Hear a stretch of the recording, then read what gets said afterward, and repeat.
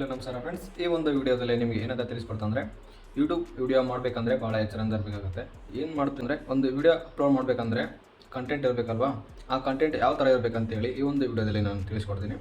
Okay friends, first ಬಂದುಬಿಟ್ಟು ಈ ಒಂದು ವಿಡಿಯೋದಲ್ಲಿ ವಿಡಿಯೋ ಮಾಡಬೇಕಂದ್ರೆ ಭಾಳ ಎಚ್ಚರಿಂದ ಇರಬೇಕಾಗುತ್ತೆ.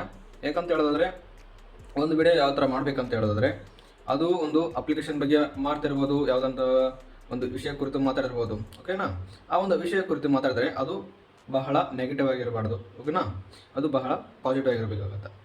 ಈ ಒಂದು ವಿಷಯ ಯಾಕೆ ಹೇಳ್ತಾ ಇದೆ ಅಂದರೆ, ಈ ಒಂದು ವಿಡಿಯೋ ಒಂದು ಅಪ್ಲಿಕೇಶನ್ ಬಗ್ಗೆ ನಾನು ಒಂದು ವಿಡಿಯೋ ಅಪ್ಲೋಡ್ ಮಾಡಿದ್ದೆ ಯೂಟ್ಯೂಬಲ್ಲಿ. ಆ ಒಂದು ಯೂಟ್ಯೂಬಲ್ಲಿ ಅಪ್ಲೋಡ್ ಮಾಡಿದ ನಂತರ ಒಂದು 3 days ಆದಮೇಲೆ ಆ ಒಂದು ವಿಡಿಯೋ ಡಿಲೀಟ್ ಮಾಡಿದ್ದಾರೆ ಯೂಟ್ಯೂಬರು.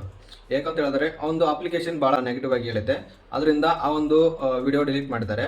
ಈ ಒಂದು ಸ್ಟಾರ್ಟ್ ಮಾಡಿರ್ಬೋದು ನೀವು ಯೂಟ್ಯೂಬ್ ಚಾನಲ್ನ, ಹಾಗೆ ಸ್ಟಾರ್ಟ್ ಮಾಡಿರ್ಬೋದು. ಓಕೆನಾ, ಇವರಿಗೆ ಈ ಒಂದು ಅಪ್ಲಿಕೇಶನ್ ಯಾವುದೇ ಒಂದು ಅಪ್ಲಿಕೇಶನ್ ಬಗ್ಗೆ ಬಹಳ ಗೊತ್ತಿರುತ್ತೋ ಆ ಒಂದು ಹೇಳ್ತಿರ್ಬೋದು, ನೆಗೆಟಿವ್ ಆಗಿ ಹೇಳ್ತಿರ್ಬೋದು.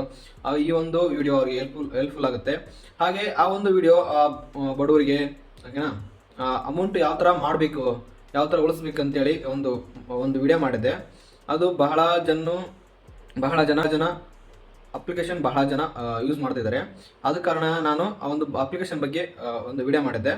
ಓಕೆನಾ, ಅದ್ರ ಸಂಬಂಧ ಒಂದು ನೆಗೆಟಿವ್ ಆಗಿ ಹೇಳಿದ್ದೆ. ಅದ್ರ ಬಗ್ಗೆ ಇದ್ದಂಗೆ ಹೇಳಿ, ನಾನು ಯಾವುದೇ ಏನು ಪ್ರಾಬ್ಲಮ್ ಹೇಳಿಲ್ಲ. ಓಕೆನಾ, ಆ ಒಂದು ವಿಡಿಯೋ ಲಿಂಕ್ ಬೇಕಂದರೆ ನನ್ನ ಈ ಒಂದು ವಿಡಿಯೋದಲ್ಲಿ ಕಮೆಂಟ್ ಬಾಕ್ಸಲ್ಲಿ ಲಿಂಕ್ ಅಂತ ಕಮೆಂಟ್ ಮಾಡಿ, ಆ ಒಂದು ಲಿಂಕ್ನ ನಾನು ಸೆಂಡ್ ಮಾಡ್ತೀನಿ, ಆ ವಿಡಿಯೋ ಲಿಂಕ್ನ. ಓಕೆನಾ ಫ್ರೆಂಡ್ಸ್, ಈ ಒಂದು ವಿಡಿಯೋ ಮೊದಲೇ ಬಾರಿ ಗೊತ್ತಾಯಿದ್ರೆ ಕೂಡಲೇ ಸಬ್ಸ್ಕ್ರೈಬ್ ಮಾಡಿ. ಓಕೆ, ಈ ಒಂದು ವಿಡಿಯೋ ಯಾರು ಇಲ್ಲ ಗೊತ್ತಿಲ್ಲ, ಓಕೆನಾ, ಶೇರ್ ಮಾಡಿ. ಯೂಟ್ಯೂಬರ್ ಇದ್ದರೆ. ಓಕೆ ಫ್ರೆಂಡ್ಸ್, ಬಾಯ್, ನೆಕ್ಸ್ಟ್ ಸಿಗೋಣ.